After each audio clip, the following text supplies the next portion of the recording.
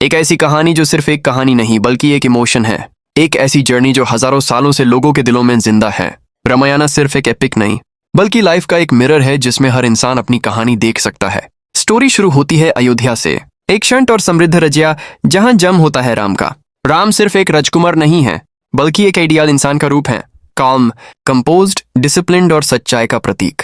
उनकी पर्सनैलिटी में एक अजीब सी शांति है जो हर किसी को अट्रैक्ट करती है। उनका रिश्ता अपने भाइयों के साथ, खासकर लक्ष्मण के साथ, इतना स्ट्रांग है कि वो सिर्फ भाई नहीं, एक दूसरे की ताकत बन जाते हैं। सब कुछ परफेक्ट चल रहा होता है, लेकिन हर ग्रेट स्टोरी की तरह यहाँ भी एक टर्निंग पॉइंट आता है। राजमहल के अंदर की पॉलिटिक्स और एक पुरानी प्रतिज्ञा की वजह से राम को 14 साल के वनवास पर जाना पड़ता है। सोचो, एक राजकुमार जो कल तक सिंहासन पर बैठने वाला था आज सब कुछ छोड़कर जंगल की तरफ निकाल पड़ता है बिना किसी शिकायत का। ये मोमेंट ही बताता है कि राम का कैरेक्टर कितना पावरफुल है। उनके लिए ड्यूटी सबसे ऊपर है। सीता, जो उनकी पत्नी है, बिना एक पल सोचे उनके साथ चल पड़ती हैं, रॉयल लाइफ, कंफर्ट सब कुछ छोड़कर। और लक्ष्मण, वो भी अपने भाई को अकेला नहीं छोड़ते। तीनों मिलकर एक ऐसी जर्नी पर निकलते हैं जो उनकी जिंदगी हमेशा के लिए बदल देती है। जंगल का सफर सिंपल नहीं होता। हाकेराम फार चैलेंजेस, हमूल फा खातरा। यहाँ उनका सामना होता है ऋषियों से, राक्षसों से और कई ऐसे मोमेंट्स से जो उनकी पेशेंस और स्ट्रेंथ को टेस्ट करते हैं। लेकिन असली तूफान तब आता है जब एंट्री होती है रावण की। रावण एक ऐसा विलन जो सिर्फ बुरा नहीं है बल्कि पावरफुल, इंटेलिजेंट और ईगो से भरा हुआ है। उसका कैरेक्टर कॉम्प्लेक्स है। एक तरफ ज्ञान और शक्ति, दूसरी तरफ अहंकार और लालच। सीता को देखकर उसका ऑब्सेशन बढ़ता है और वो उन्हें लंका ले जाता है। ये मोमेंट सिर्फ एक किडनैपिंग नहीं है, ये पूरी कहानी का इमोशनल कोर बन जाता है। अब्रम के लिए ये सिर्फ एक पत्नी को वापस लाने की बात नहीं है बल्कि धर्म और अधर्म के बीच की लड़ाई बन जाती है। इसी जर्नी में एंट्री होती है हनुमान की, डिवोशन का सबसे बड़ा एग्जाम्पल। हनुमान का राम के लिए प्यार और उनकी लॉयल्टी इतनी प्योर है कि वो इम्पॉसिबल को भी पॉसिबल बना देते हैं। हनुमान का समुंदर पार करना, लंका में घुसना, सीता को ढूंढना, ये सब सीन्स स्टोरी को नेक्स्ट लेवल पर ले जाते हैं।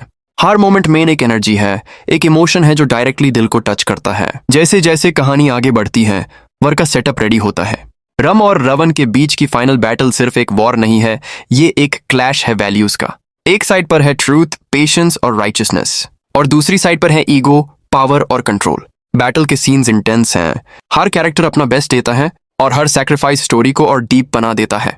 जब राम और रावण आमने सामने आते हैं तो वो सिर्फ दो वॉरियर्स नहीं होते, वो तो सोच का टकराव होते हैं। और जब रावण गिरता है तो वो सिर्फ एक विलन की हार नहीं होती, वो एक मैसेज होता है कि चाहे बुराई कितनी भी पावरफुल क्यों ना हो, जीत हमेशा सच्चाई की होती है।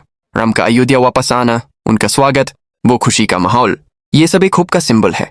ये बताता है कि डार्कनेस के बाद लाइट जरूर आती है। जो नया टीजर और ट्रेलर आया है रामायण का, वो इस पूरी कहानी को एक नए लेवल पर ले जाता है।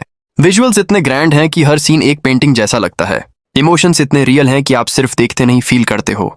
अयोध्या की शांति हो या लंका का डार्क ऑरा, जंगल की मिस्ट्री हो या वॉर का इंटेंसिटी, सब कुछ इतने पावरफुल तरीके से दिखाया गया है कि आप कंप्लीटली इमर्स हो जाते हो। Background music, expressions, action sequences सब मिलकर एक ऐसा एक्सपीरियंस क्रिएट करते हैं जो सिर्फ मूवी नहीं लगता, एक जर्नी लगती है। ये रामायण सिर्फ एक रीमेक नहीं है, ये एक रिवाइवल है, एक रिमाइंडर है उन वैल्यूज का जो हम कहीं ना कहीं भूल चुके हैं। जब आप इससे देखोगे आप सिर्फ राम की स्टोरी नहीं देखोगे, आप अपनी लाइफ के डिसीजंस, अपने स्ट्रगल्स और अपने वैल्यूज को भी फील करोगे। और शायद इसीलिए रामायण कभी पुरानी नहीं होती, क्योंकि ये सिर्फ इतिहास नहीं, ये हर इंसान के अंदर चल रही कहानी है।